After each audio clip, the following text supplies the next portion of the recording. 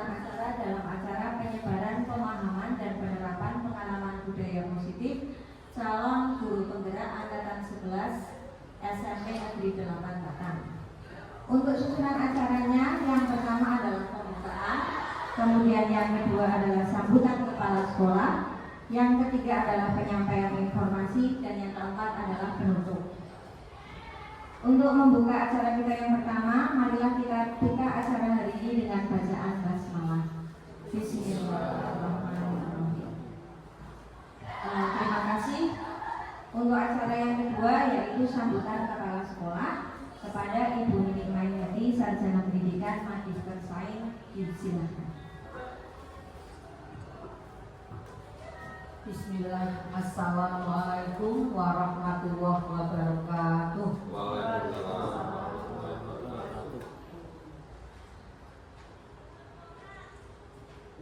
Bismillahirrahmanirrahim. Alhamdulillahirabbil alamin. Rabbis shrahli sadri wa yassir li amri wahlul 'uqdatam min lisani yafqahu qawli.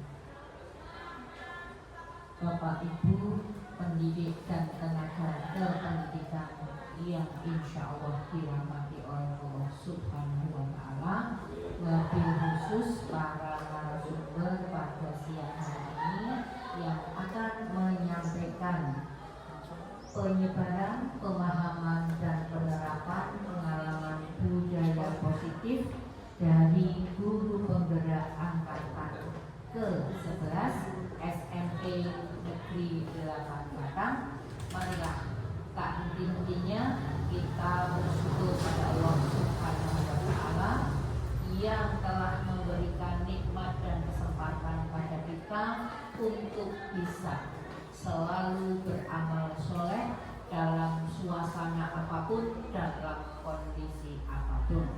Dan alhamdulillah di SMP Negeri 8 ini Bapak Ibu berkesempatan untuk membersamai anak-anak kita, adik-adik kita, para calon penerus bangsa, calon pemimpin bangsa, wabil khusus beliau yang mendapatkan kesempatan di level guru penggerak angkatan ke-11.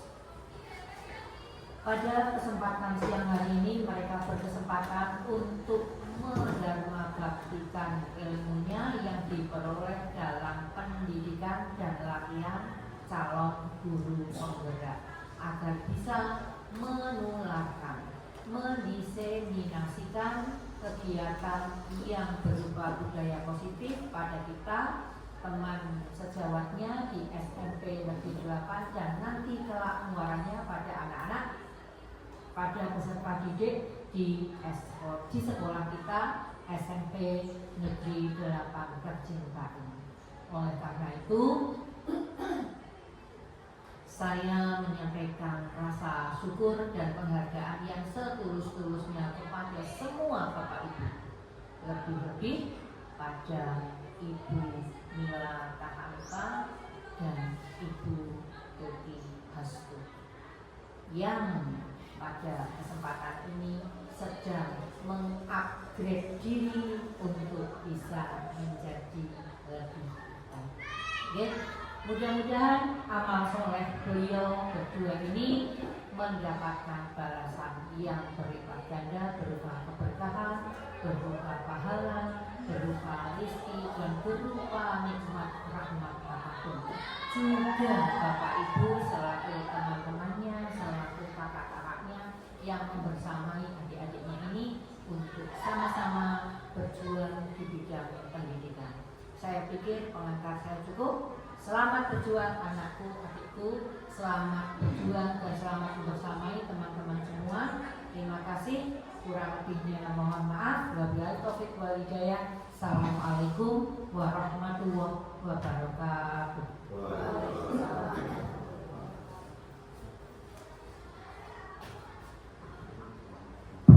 Matur nuwun untuk Ibu Nanti selaku kepala sekolah SMP Negeri 8 Batang.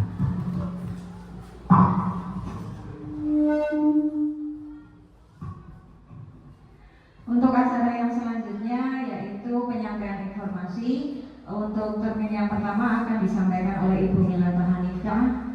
Assalamualaikum warahmatullahi wabarakatuh.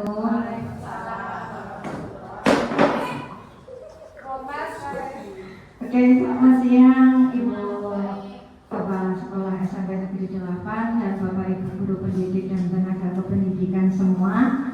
Berdirinya saya di sini adalah untuk memaparkan materi, bukan untuk berekspektasi, karena ekspektasi yang tinggi itu membuat sakit hati.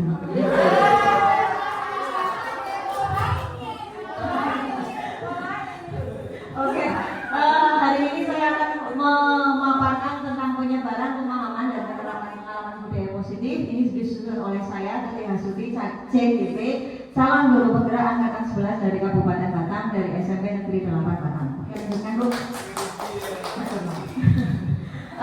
Sama konsep inti budaya positif adalah dari satu, perubahan paradigma belajar, kemudian disiplin positif, nilai-nilai kebajikan, kebutuhan dasar manusia, motivasi perilaku manusia, posisi kontrol guru, keyakinan kelas, dan segitiga restitusi.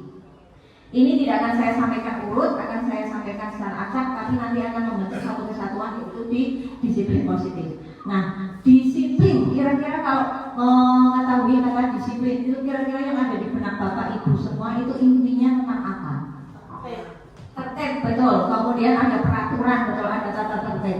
Silakan di next Bu. Pemikiran saya sebelumnya juga sama, jadi yang namanya disiplin pasti berkaitan dengan aturan, dengan tata tertib, dengan konsekuensi, dengan namanya hukuman. Tapi ternyata yang namanya disiplin seiring berkembangnya zaman itu ternyata disiplin berubah. Sekarang sudah menjadi disiplin positif. Kemudian apa sih disiplin positif itu? Disiplin positif merupakan keyakinan diri untuk melakukan sesuatu berdasarkan motivasi intrinsik yang mengacu pada nilai-nilai kebajikan universal.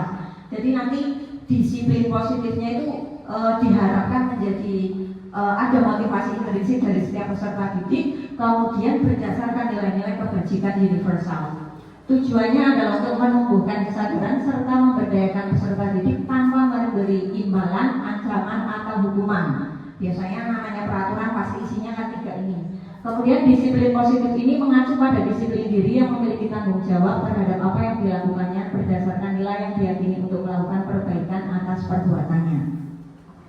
Oke, kemudian dari disiplin positif ini biasanya akan kita terapkan menjadi peraturan atau keyakinan kelas. Kira-kira yang bisa dipakai itu untuk disiplin positif itu peraturan atau keyakinan kelas ya Bapak Ibu. Yang sudah belajar PMM pasti paham ini. Peraturan atau keyakinan kelas? Keyakinan kelas. Ya, jawabannya adalah keyakinan kelas. Oke. Nah, terus kenapa kok harus keyakinan kelas, tidak peraturan kelas saja?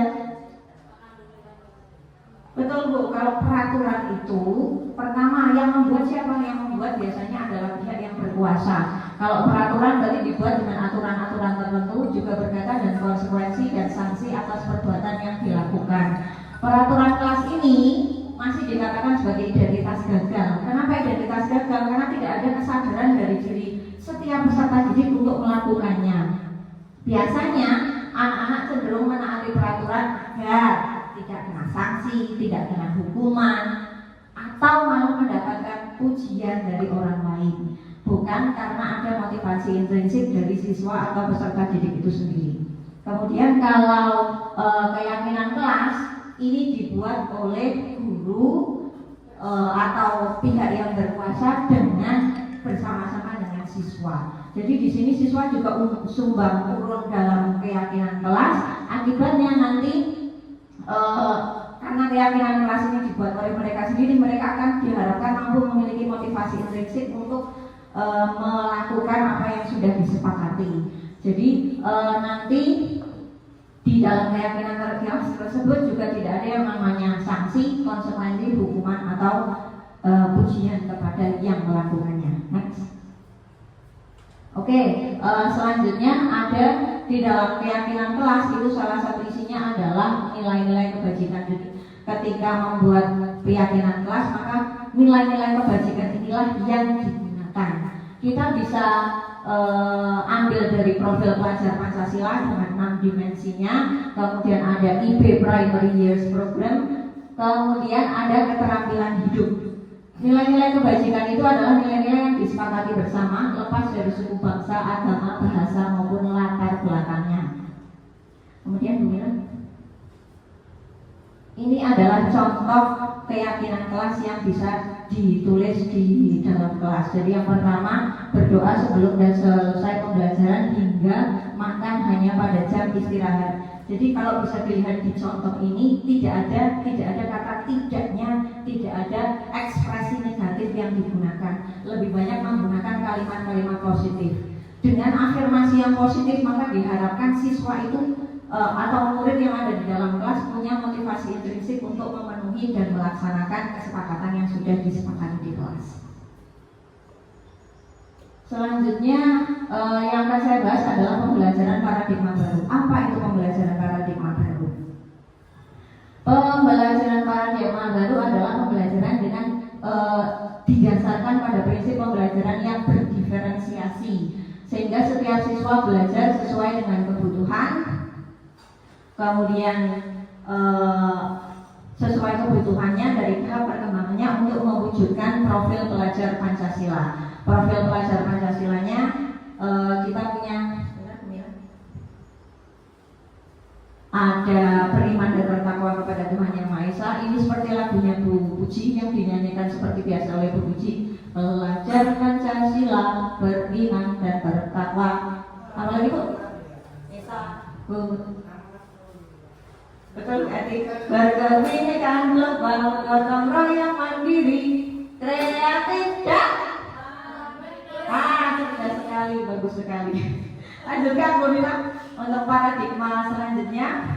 Nah, untuk mewujudkan karakter pelajar, profil pelajar Pancasila, maka dibutuhkan beberapa posisi kontrol guru. Nah, nanti kita akan belajar posisi kontrol gurunya yang paling ideal untuk mewujudkannya adalah apa? Silakan lanjutkan. Ada 5 posisi kontrol guru yang biasa kita terapkan dalam kehidupan pembelajaran di sekolah kita sehari-hari. Yang pertama adalah sebagai penghukum, yang kedua sebagai pembuat merasa bersalah, yang ketiga sebagai teman, keempat sebagai pemantau, dan yang terakhir sebagai manajer. Apa sih masing-masing dari ini? Yang pertama adalah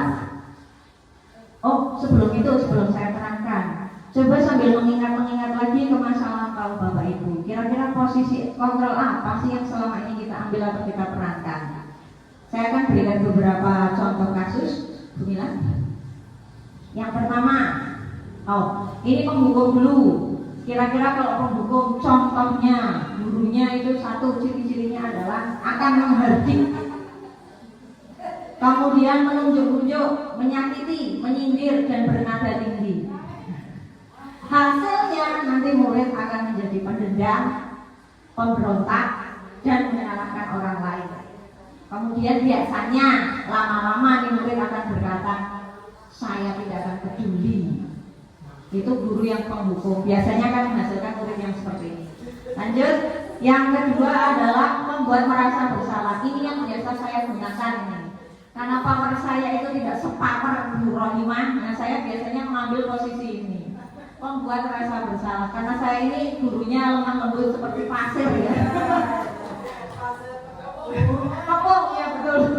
Ini guru biasanya akan menunjukkan rasa kecewaan yang mendalam, kemudian berceramah. Nah ini hobi saya ini, berceramah di dalam kelas. Berceramahnya tidak menunjuk-nunjuk, tapi saya akan biasanya menunjukkan rasa kecewa saya. Hasilnya ini murid akan merasa dirinya sangat buruk, kemudian berusaha menyangkal, bahkan berbohong. Kemudian yang terjadi akhirnya murid akan berkata maafkan saya. Lanjut, untuk posisi yang sebagai ketiga adalah teman. Teman ini guru akan membuat alasan untuk membuat murid-muridnya senyaman-nyamannya. Ini juga seringkali saya terapkan. Ternyata terlalu menjadi teman bagi murid-murid juga tidak benar posisi kontrolnya. Di sini hasilnya murid akan ketergantungan, kemudian menyepelekan karena berasumsi pasti kalau berbuat salah akan dimaklumi oleh gurunya. Betul. Kemudian murid akan berkata Saya pikir bapak atau ibu ini teman saya, lah kok saya dihukum. Nah ini biasanya muncul kata-kata seperti ini kalau kita bersikap seperti teman. Kemudian yang keempat adalah sebagai pemantau. Kalau guru sebagai pemantau ini biasanya akan menghitung dan mengukur berdasarkan aturan dan konsekuensi. Biasanya gurunya akan mencatat, kamu ini sudah bolos berapa kali, sudah tidur di kelas berapa kali. Nah itu posisi sebagai pemantau. Hasilnya murid akan melakukan sesuatu atau menyesuaikan apabila diawasi saja. Tapi kalau di luar itu akhirnya kembali ke kodrat semula, yaitu berbuat sesuka hati. Kemudian murid akan berkata, saya akan dapat berapa bintang kalau melakukan hal tersebut. Jika sudah melakukan hal tersebut, saya akan mendapatkan apa. Nah yang terakhir, posisi kontrol terakhir adalah sebagai manajer. Sebagai manajer ini guru akan mengajukan pertanyaan-pertanyaan untuk mencari penyebab masalah dan bersama-sama mencari jalan keluar atau solusi. Jadi di sini guru akan satu menanyakan alasan, kemudian yang kedua jalan keluarnya. Kalau siswa melakukan pelanggaran berarti jalan keluarnya apa, cara kamu sendiri. Nah ini hasilnya akan terkuatkan watak dan karakter dari peserta didik tersebut. Murid akan berkata, bagaimana caranya ya saya bisa menyelesaikan ini, memperbaiki kesalahan ini, gitu. Oke, sebelum saya melanjutkan ke selanjutnya, ini saya berikan biar agak fresh sedikit. Bisa nggak?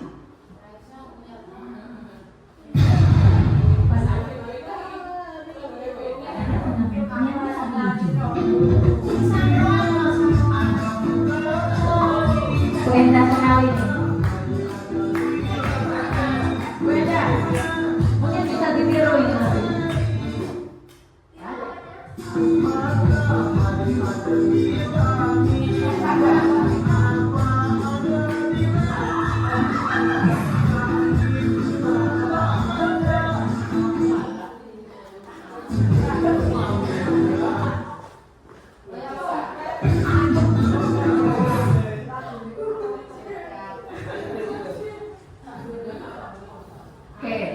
Ini hanya selingan saja. Ini siapa tahu Bu Enda nanti terinspirasi untuk dipraktekkan dalam grup. Ini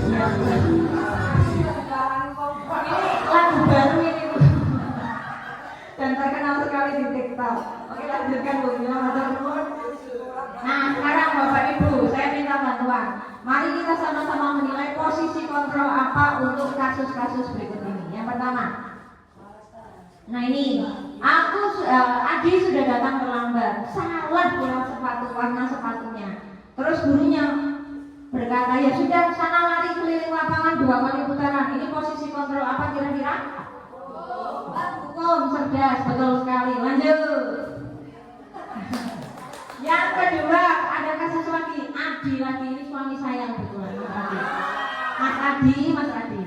Ayolah bantu ibu, jangan terlambat lagi. Pakai sepatunya juga harus seragam ya. Nanti kalau kayak gitu terus ya ibu ditegur dan dimarahi dan kepala sekolah. Kira-kira ini posisi apa?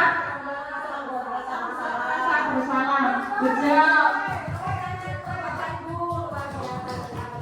Next, yang ketiga, Mas Adi lagi. Masih terlambat lagi, warna sepatunya juga berbeda. Ya sudah, nggak apa-apa, ini tak maklumi. Tapi besok harus datang tepat waktu. Ini posisi kontrol apa kira-kira? Sebagai teman, betul. Terus kemudian yang selanjutnya, sekarang kita lihat jam berapa, seharusnya masuk pukul berapa, terus warna sepatunya kok berbeda, konsekuensinya apa kalau kamu langgar. Ini apa kira-kira Bu? Sebagai pemantau atau ya. Kemudian yang terakhir, nah ini manajer ini lanjut yang ini saja Bu. Yang terakhir, nah ini kalimatnya panjang kali lebar kali tinggi sama dengan volume. Nah ini kira-kira kalau ada menanyakan alasan, kemudian ada menstabilkan posisi seseorang, kemudian menanyakan keyakinan kelas dan menanyakan langkah untuk memperbaiki, ini kira-kira dari kasus ini posisinya sebagai apa? Sebagai manajer, betul sekali. Silakan Bu Mila lanjut. Nah, kira-kira dari posisi kontrol tadi yang paling ideal dan menunjukkan identitas keberhasilan Bapak Ibu adalah posisi manajer, betul. Posisi kontrol yang paling ideal dan menunjukkan identitas keberhasilan adalah posisi kontrol sebagai manajer. Luar biasa Bapak Ibu. Biasa di luar. Oke. Lanjut. Karena dengan posisi kontrol manajer, siswa nanti peserta didik atau murid ini akan diajak bersama-sama mencari akar masalah. Kemudian nanti dia sendiri yang akan mencetuskan kira-kira jalan keluarnya apa dari masalah tersebut, sehingga siswa ini akan mandiri, menghargai diri sendiri serta orang lain dan bertanggung jawab atas perbuatannya. Lanjut. Kenapa harus posisi kontrol manajer? Silakan Bu. Karena sebenarnya anak-anak berbuat sesuatu pasti ada yang namanya tujuannya. Selain itu, lanjut Bu. Nah, tujuannya apa? Ini biasanya ada motivasi, jenis-jenis motivasi. Yang pertama adalah motivasi ekstrinsik, berarti motivasinya datang untuk menghindari ketidaknyamanan atau hukuman. Yang kedua ada motivasi motivasi yang ekstrinsik yang kedua adalah mendapatkan imbalan atau penghargaan dari orang lain. Kemudian yang ketiga adalah motivasi intrinsik, yaitu untuk menjadi apa yang mereka inginkan, untuk menghargai diri sendiri dan nilai-nilai yang mereka percayai. Kemudian kenapa si anak kok lagi melakukan pelanggaran? Bisa saja anak tersebut melakukan hal tersebut karena ada kebutuhan yang belum dipenuhi. Nah, kebutuhan itu ada kebutuhan dasar manusia. Kebutuhan dasar manusia adalah segala sesuatu yang kita lakukan untuk mendapatkan apa yang kita inginkan. Yang namanya kita melakukan satu pasti ada motivasinya, ada tujuannya. Yang kedua pasti ada kebutuhan yang harus kita penuhi. Lanjut Bu Mila. Nah, ini kebutuhan dasar manusia ada 5. 1, bertahan hidup. Yang kedua, kasih sayang dan rasa diterima. Yang ketiga, kebebasan. Keempat, kesenangan. Dan yang terakhir adalah penguasaan.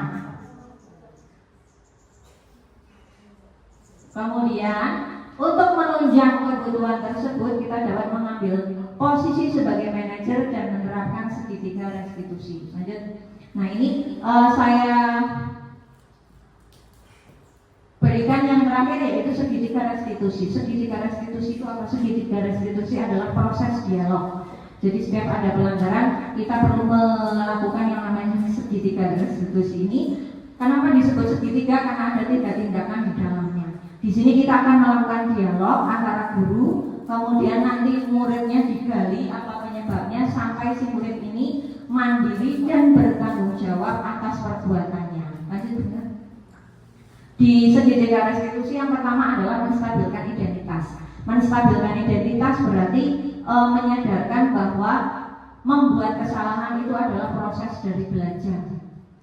Kalau ada masalah, ada pelanggaran, pasti siswanya kan dalam keadaan emosi, pasti siswanya tidak stabil. Nah, tugas kita yang pertama adalah menyetabilkan dulu kondisi emosionalnya dengan mengatakan beberapa hal ini. Contohnya, berbuat salah itu wajar.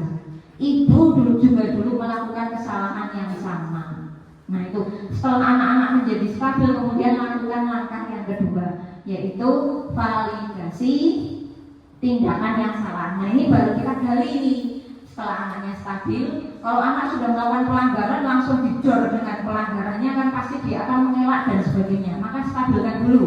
Setelah si anak stabil, baru kita gali apa alasannya. Kemudian yang ketiga adalah menanyakan keyakinan. Nah, di kelas pasti kan Bapak Ibu sudah membuat kesepakatan kelas. Kaitkan dengan kesepakatan kelas atau keyakinan kelas tersebut dengan menanyakan kira-kira perbuatanmu itu sesuai dengan kesepakatan kelas kita tidak, dari poin apa yang kamu langgar. Kemudian yang terakhir nanti kira-kira apa yang akan kamu lakukan untuk memperbaiki kesalahan tersebut, begitu. Nah, ini perbedaan hukuman, konsekuensi, dan restitusi. Hukuman adalah sesuatu yang menyakitkan yang harus terjadi. Kemudian tidak nyaman untuk murid dalam jangka panjang. Murid akan tersakiti, perilakunya pasif agresif menjadi meningkat, sistemnya tidak terjadi jika murid tidak takut. Nah ini yang bahaya kan, ini yang terakhir, hukuman itu tidak akan berlaku jika siswanya tidak takut. Kemudian untuk konsekuensi itu sesuatu yang harus terjadi. Tidak nyaman untuk murid dalam jangka waktu pendek, murid dibuat tidak nyaman, penguatan hanya dalam jangka pendek, dan memerlukan monitoring dan supervisi terus-menerus dari guru. Yang ketiga adalah restitusi. Restitusi merupakan pilihan karena kita harus memberdayakan muridnya. Kemudian menguatkan murid dalam jangka panjang. Nah ini memang restitusi itu tidak bisa memperbaiki murid dalam jangka pendek, harus terus-menerus dan dilakukan dalam jangka panjang.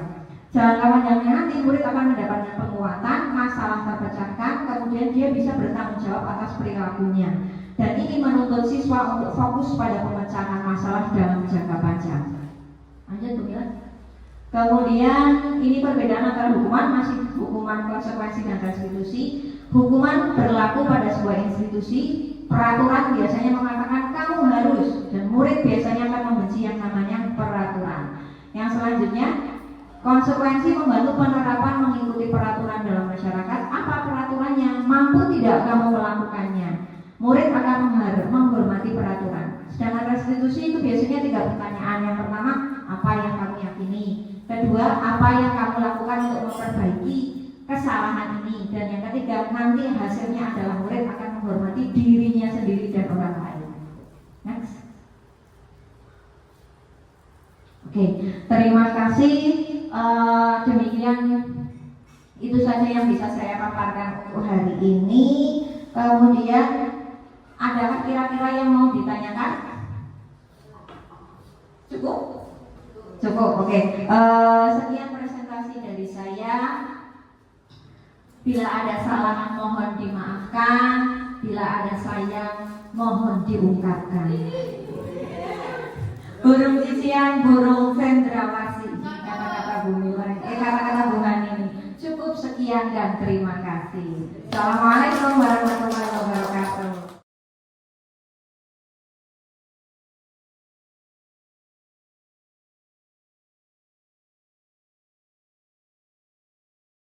Assalamualaikum warahmatullahi wabarakatuh.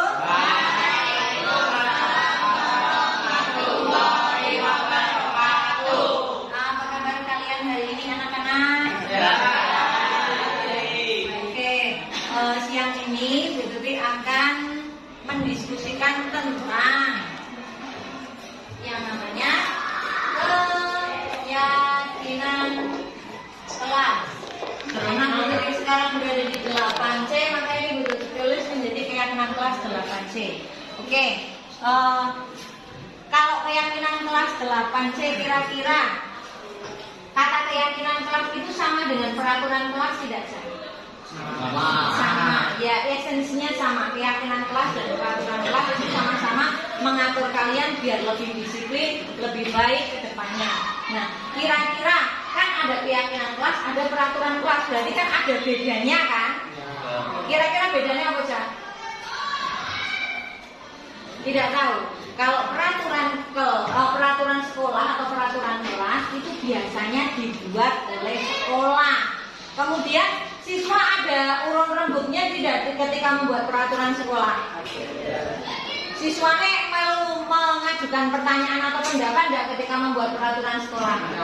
Tidak. Jadi peraturan sekolah hanya dibuat sepihak oleh sekolah untuk mengatur kalian. Akibatnya, nek misalnya melanggar maka nanti dapat hukuman atau sanksi.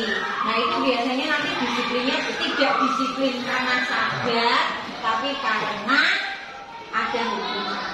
Nah sekarang seiring berkembangnya zaman, sekarang ada namanya keyakinan kelas. Nah keyakinan kelas nanti dibuat oleh guru di kelas bersama dengan murid-muridnya. Nah untuk mencegah pelanggaran karena kesalahan kalian, maka nanti ketika membuat keyakinan kelas tidak boleh menggunakan kata tidak. Harus kata-kata yang positif, tidak boleh ada kata tidak, dilarang atau jangan. Karena dengan adanya kata-kata positif, maka peraturan peraturan yang kalian tulis di sini itu berasal dari kalian sendiri. Kamu lakukan dengan kesadaran kalian sendiri sehingga tidak ada pelanggaran, konsekuensi atau hukuman ke depannya. Oke, mari kita mulai ya. Ini akan berikan, sebelumnya tak kasih es krim dulu biar lebih bersemangat. Kita main tepuk-tepukan seperti anak SD. Ketika Bu Tuti bilang tepuk 1, berarti pintar kalian pakai sini ya. Kalau tepuk 2, tepuk 3. Oke, kalau Bu Tuti tidak bilang tepuk, berarti tidak boleh tepuk. Perhatikan. Oke, tepuk 1, tepuk 2, 3.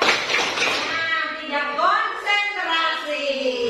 Terakhir Bu Tuti bilang apa? Kalau tidak ada kata tepuknya berarti tidak ada tepuk. Ulangi lagi. Tepuk 1, tepuk 2, tepuk 3, tepuk 4,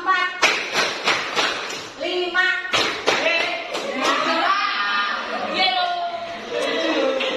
Sekali lagi biar semangat. Yang namanya tepuk. Kalau Bu Tuti mengucapkan tepuk, baru kalian menepuk tangan kalian. Kalau Bu Tuti tidak bilang tepuk, jangan tepuk tangan kalian. Ulangi yuk. Tepuk 1, tepuk 2, tepuk 3, tepuk 3, 4. Tepuk 1, tepuk 2, tepuk 3, tepuk 4, 5. Oh bagus, sudah konsentrasi.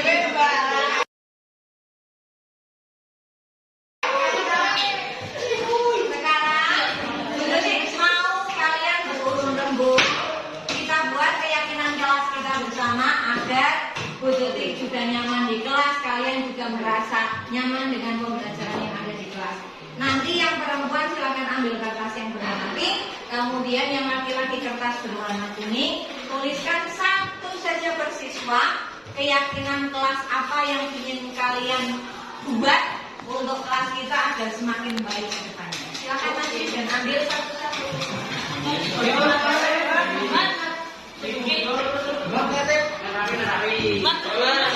Oke, sudah.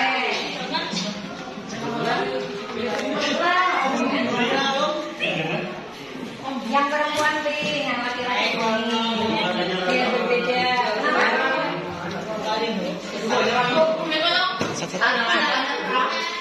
Sudah? Semuanya sudah dapat?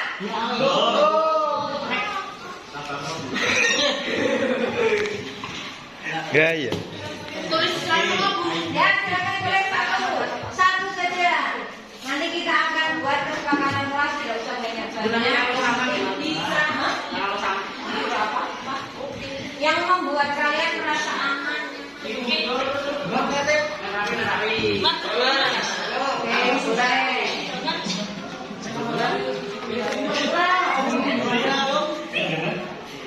Yang perempuan pink, yang laki-laki kuning.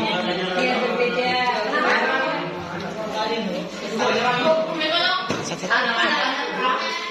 Sudah? Semuanya sudah dapat?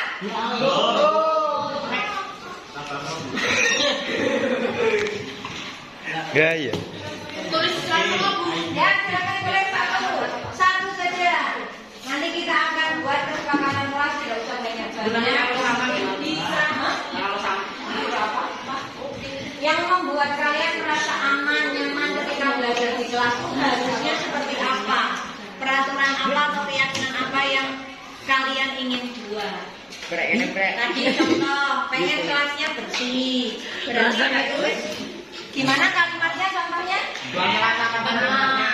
Melaksanakan tiket setiap hari dan membuang sampah di tempatnya. Misalkan seperti itu. Kalau pengen kelasnya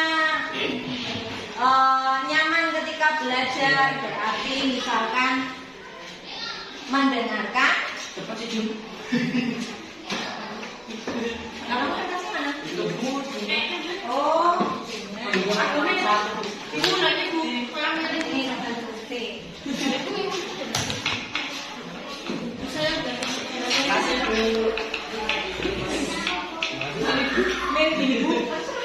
Seperti keinginan kamu yang mau jadikan peraturan.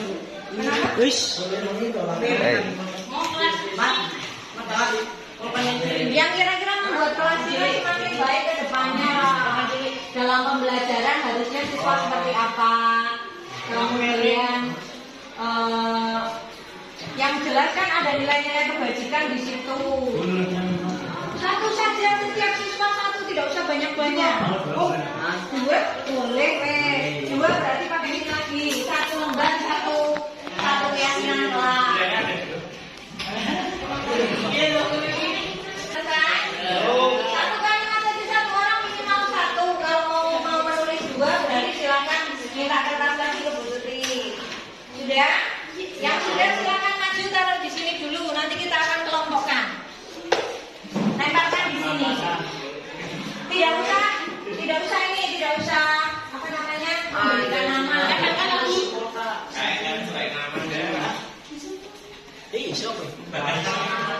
Kemudian yang jelas kan ada nilai-nilai kebajikan di situ. Satu saja setiap siswa, satu, tidak usah banyak-banyak. Oh, dua boleh, dua berarti pakai ini lagi. Satu lembar, satu keyakinan kelas.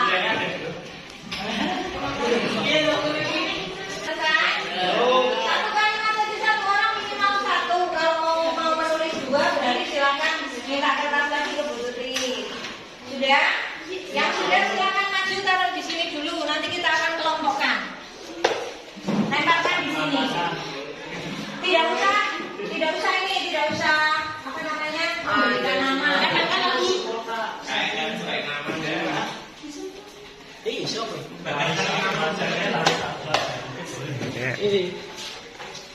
Sudah? Selesai?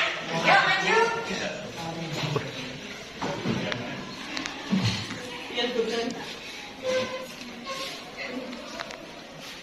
Bersifat kayak dari Perbuatan ya, yang Bu Sutri minta perbuatan yang harus kalian lakukan itu apa agar kelasnya menjadi aman, nyaman ketika belajar. Kira-kira apa yang harus kalian lakukan? Itu dari kesepakatan kelas kita.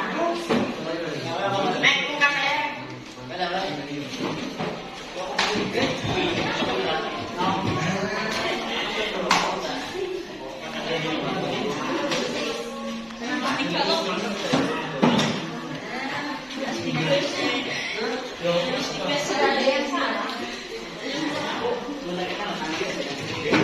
Sudah semuanya? Lepas dulu lah, tasnya belum selesai.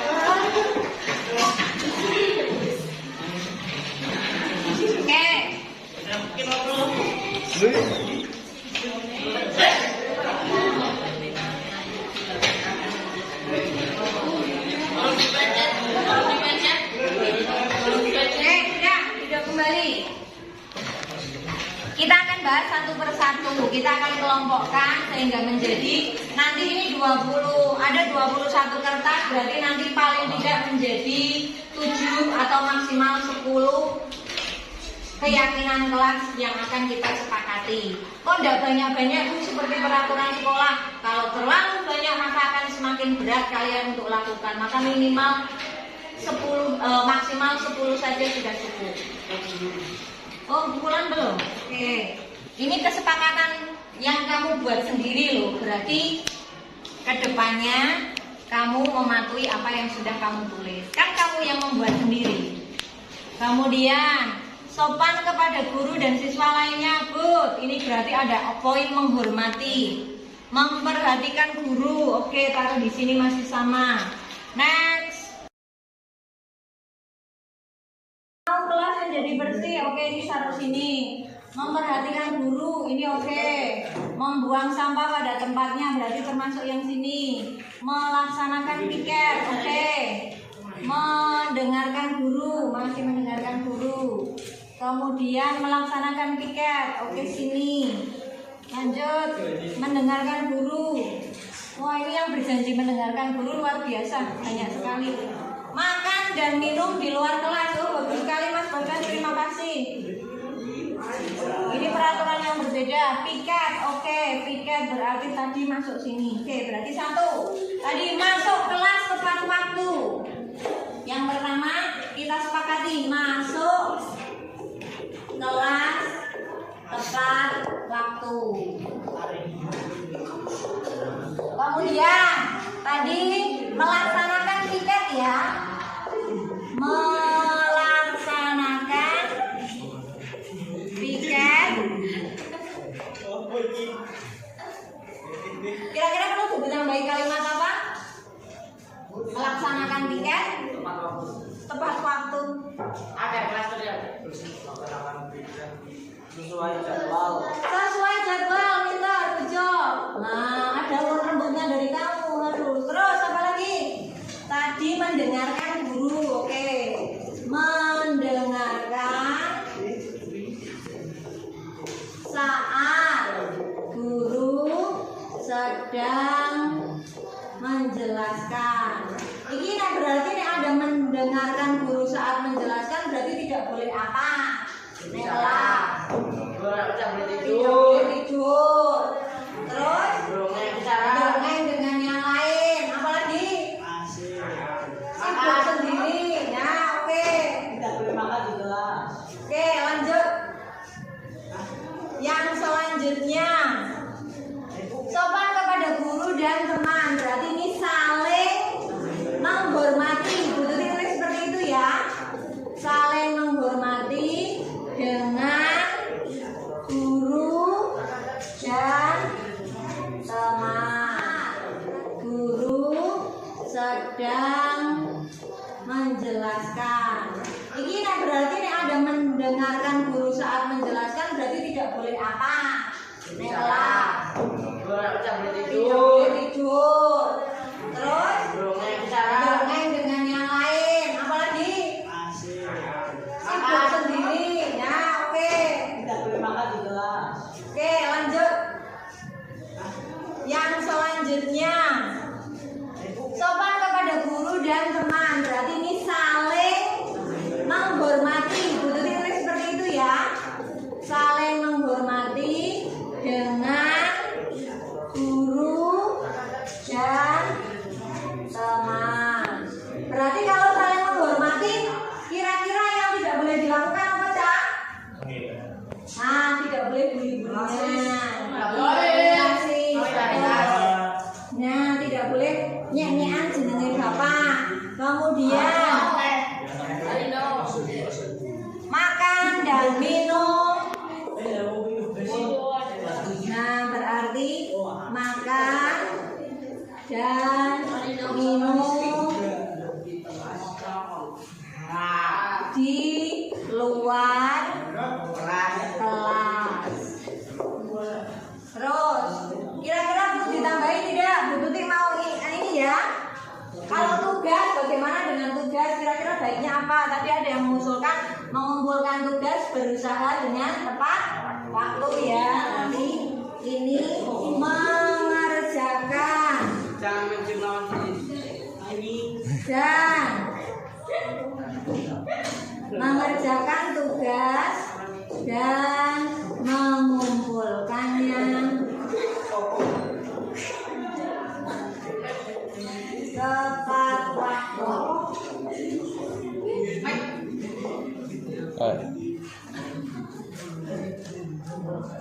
Oke, ada yang perlu ditambahi?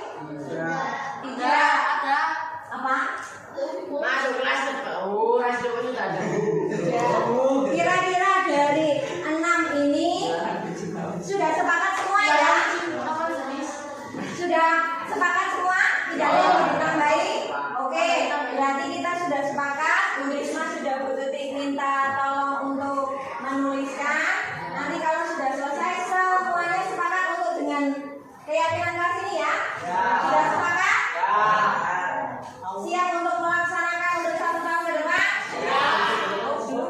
Awas Oke, sekarang setiap siswa membubuhkan tanda tangan di kesepakatan kelas yang sudah ditulis. Yuk, yuk semuanya. Jangan besar-besar, Arif.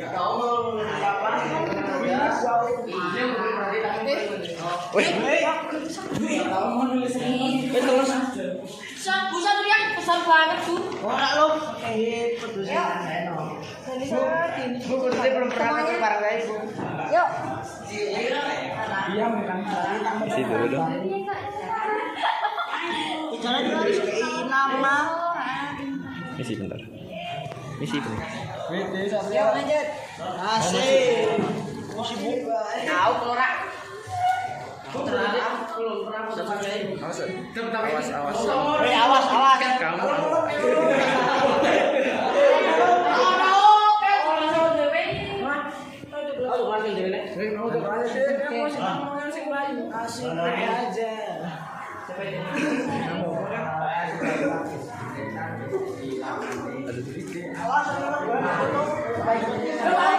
Enggak perlu semuanya.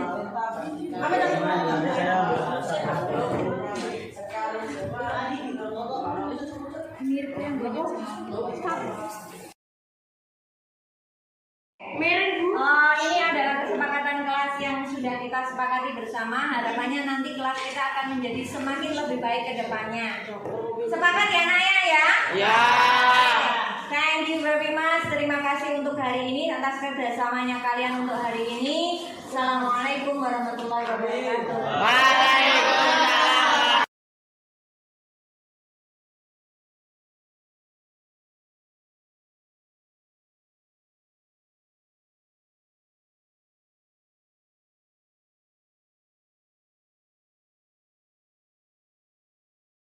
Assalamualaikum warahmatullahi wabarakatuh. Perkenalkan, nama saya Karisma Inam Radita, murid dari kelas 8C SMA Negeri 8 Batang. Saya merasa senang karena terlibat dalam diskusi dan dialog yang diadakan penelitian dalam pembuatan keyakinan kelas.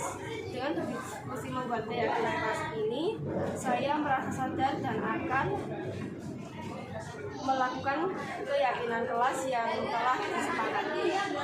Demikian testimoni dari saya. Wassalamualaikum warahmatullahi wabarakatuh.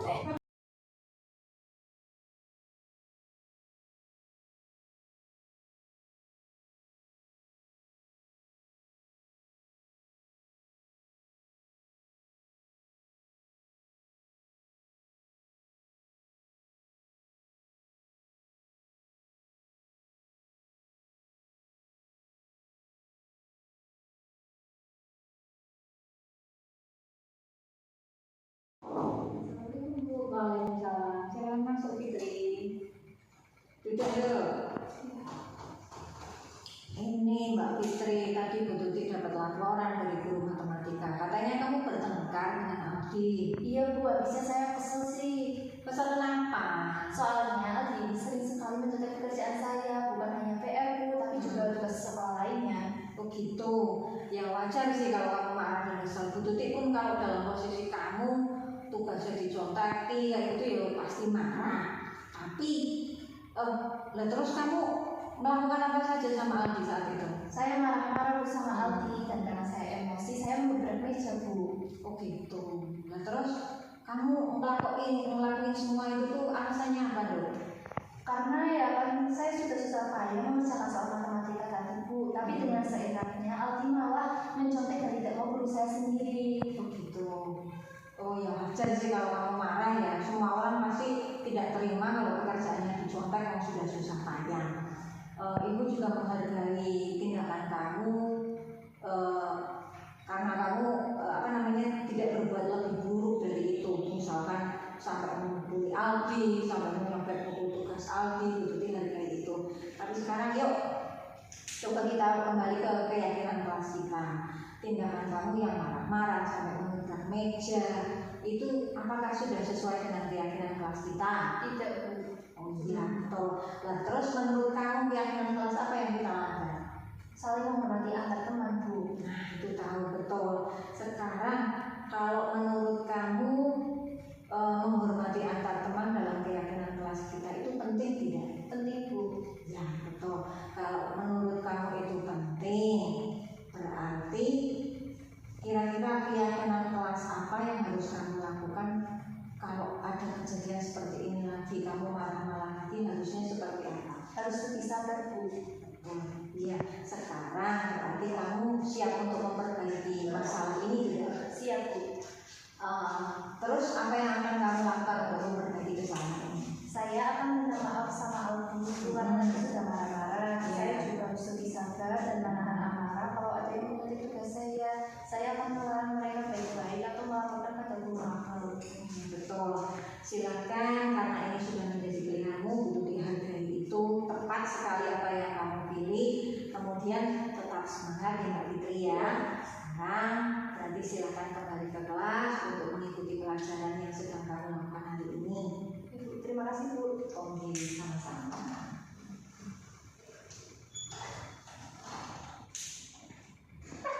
Assalamualaikum warahmatullahi wabarakatuh. Nama saya Fitri Amana, murid dari SMP Negeri 8 Batang, kelas 8C.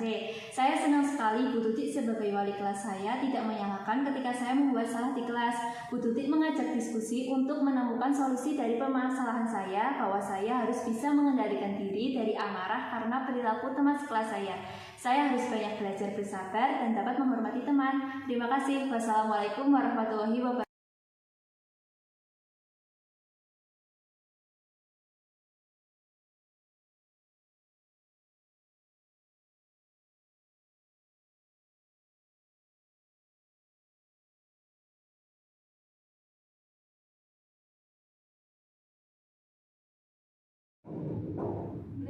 Waalaikumsalam. Silakan Fitri masuk. Ditunjuk Mbak Fitri, minggu lalu kita ketemu. Bu Tuti memanggil kamu karena kamu memberat meja saat di pelajaran matematika. Sekarang Bu Tuti ketemu kamu lagi. Kira-kira kenapa ya Bu?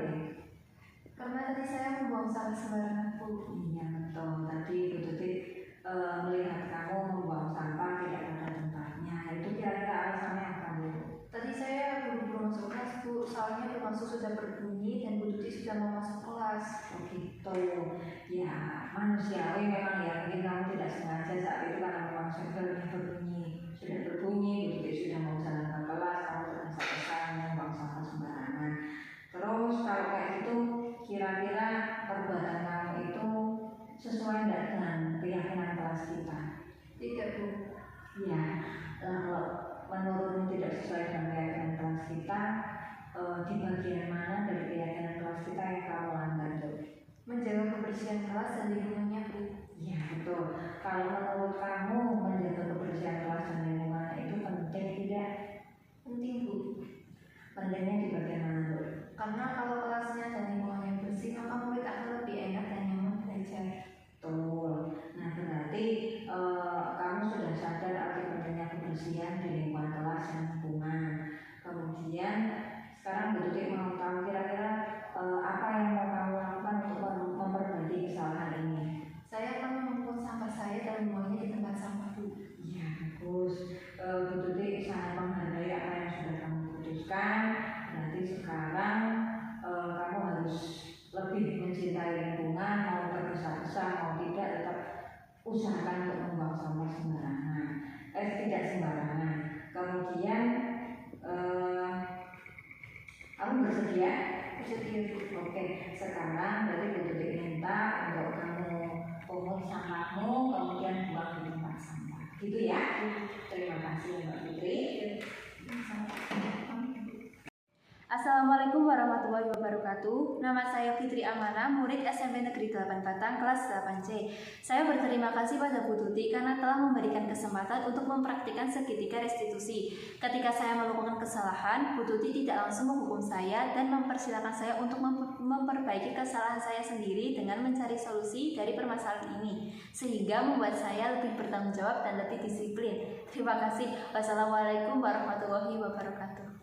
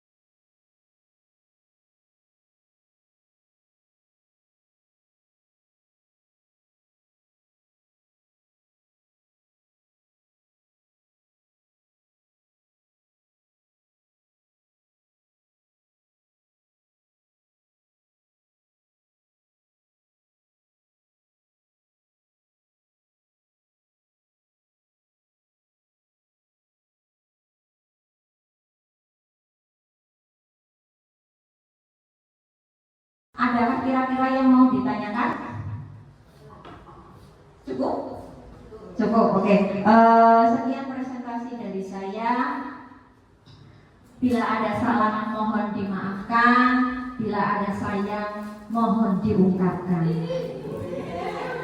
Burung titian, burung cendrawasih, kata-kata kata-kata Bu Hani. Cukup sekian dan terima kasih. Assalamualaikum warahmatullahi wabarakatuh.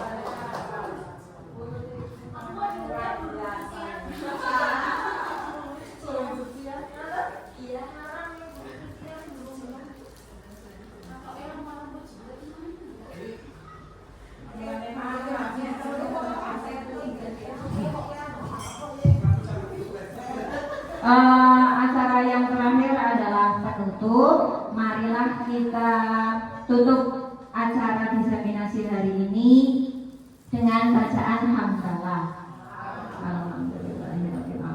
Matur nuwun sangat atas kesediaan Bapak Ibu untuk menemani saya hingga detik terakhir ini. Luar biasa, saya hargai sekali Bu Mila dan saya sangat menghargai sekali. Matur nuwun sekali.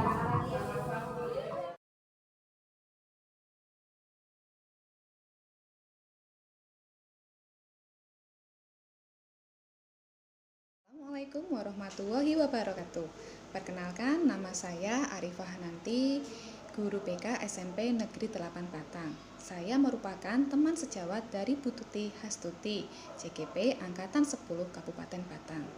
Menurut saya, Bu Tuti Hastuti sudah berhasil melaksanakan diseminasi budaya positif dengan baik. Hal ini ditunjukkan dengan antusiasnya peserta dari diseminasi maupun peserta mendapatkan pemahaman baru tentang budaya positif. Harapan saya diseminasi budaya positif ini dapat diaplikasikan oleh peserta kepada peserta didik. Semangat Bu Tuti Hastuti. Wassalamualaikum warahmatullahi wabarakatuh.